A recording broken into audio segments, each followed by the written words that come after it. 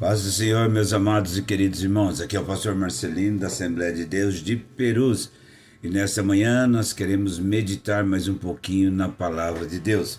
Vamos ler a Bíblia aqui, Gênesis capítulo 6, versículo 1, versículo 3. Então disse o Senhor: não contenderá o meu espírito para sempre com o Senhor, porque o homem também é carne, porém os seus dias serão 120 anos. E viu o Senhor que a maldade do homem se multiplicara sobre a terra, e que toda a imaginação dos pensamentos do seu coração era má continuamente. E diz o Senhor: destruirei de sobre a face da terra o homem que criei, desde o homem até o animal, até o réptil, até as aves dos céus, porque me arrependo de os haver feito. O versículo 8 diz: Noé, porém, achou graça diante de Deus. Essa passagem aqui se refere muito bem antes do dilúvio. Deus havia criado o homem, os animais, a fauna, a flora sobre a face da terra.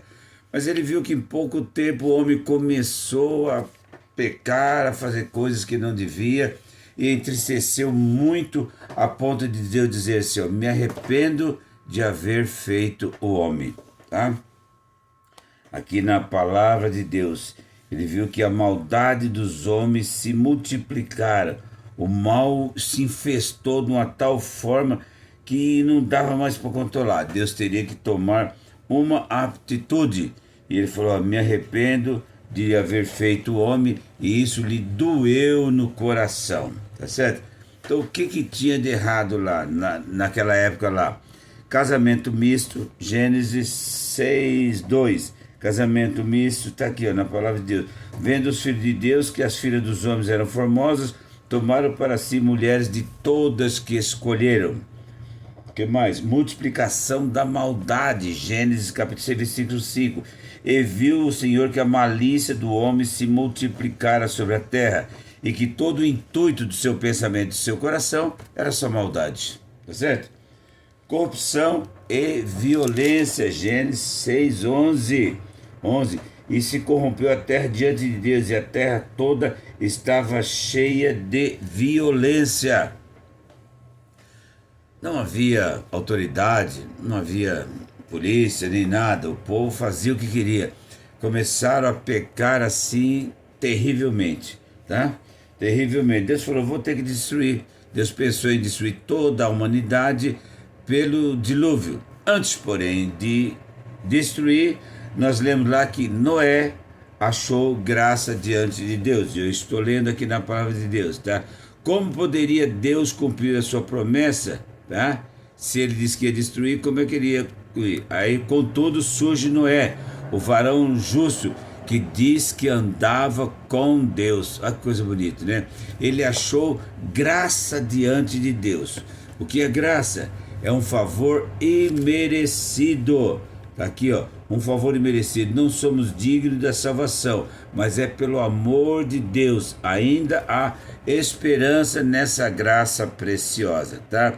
Graça é um tempo que Deus está deixando ao homem, determinando ao homem, desde a vida de Cristo até a sua volta novamente aqui na terra. Já vai para 2000 anos e pouco essa graça dele, tá? Então você não pode perder a graça de Jesus, tá? Como é que você consegue essa graça? Aceitando como o único e suficiente Salvador, tá?